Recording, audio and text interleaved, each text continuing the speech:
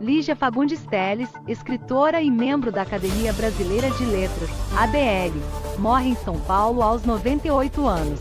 A ABL confirmou esta informação.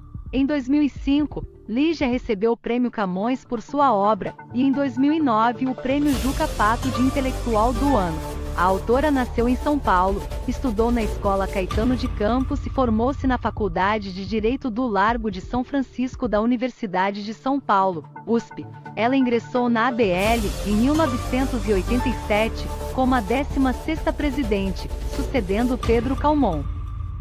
Suas obras mais importantes incluem Antes do Baile Verde, 1970, As Meninas, 1973, Seminário dos Ratos, 1977, O Filho Pródigo, 1978, A Disciplina do Amor, 1980, As Horas Nuas, 1989, A Noite Escura e Mais Eu, 1995, e Invenção e Memória, 2000.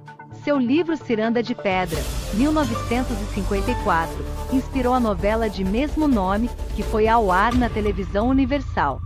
Subiu para 17 o número de mortos pelas fortes chuvas que atingiram cidades do estado do Rio de Janeiro no fim de semana.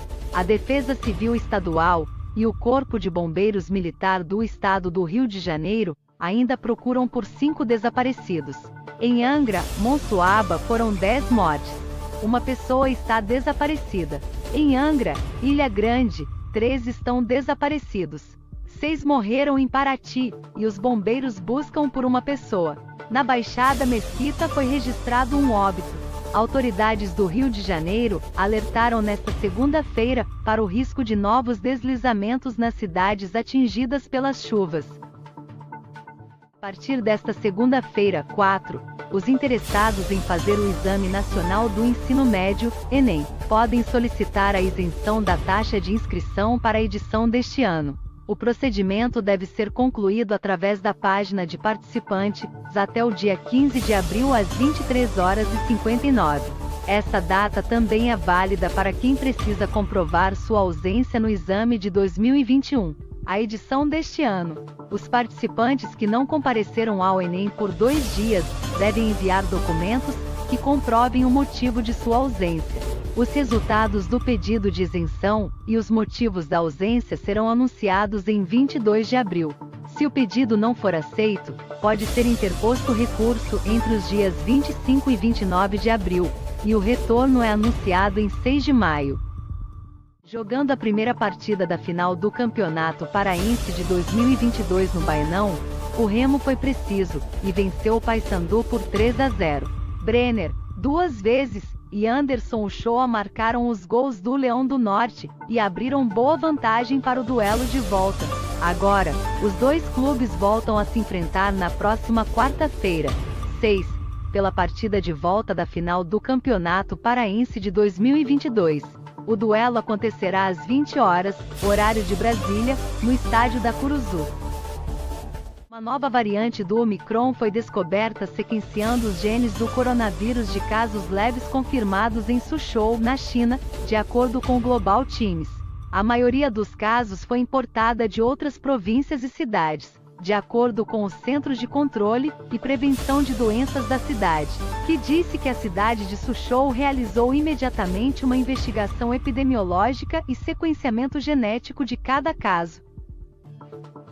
A prefeita da vila de Motizem, seu marido e seu filho foram mortos e enterrados em uma cova rasa, mostrando seus corpos parcialmente cobertos de sujeira, disse um assessor do Ministério do Interior da Ucrânia nesta segunda-feira.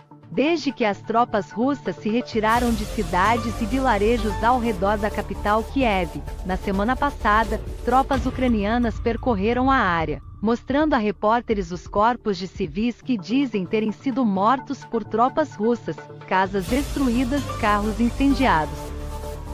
A Reuters não pôde verificar de forma independente quem matou os membros da família vistos nos túmulos de Motizem, a oeste de Kiev. A Rússia negou alvejar civis e disse que relatos de assassinatos semelhantes foram encenados para manchar a reputação da Rússia.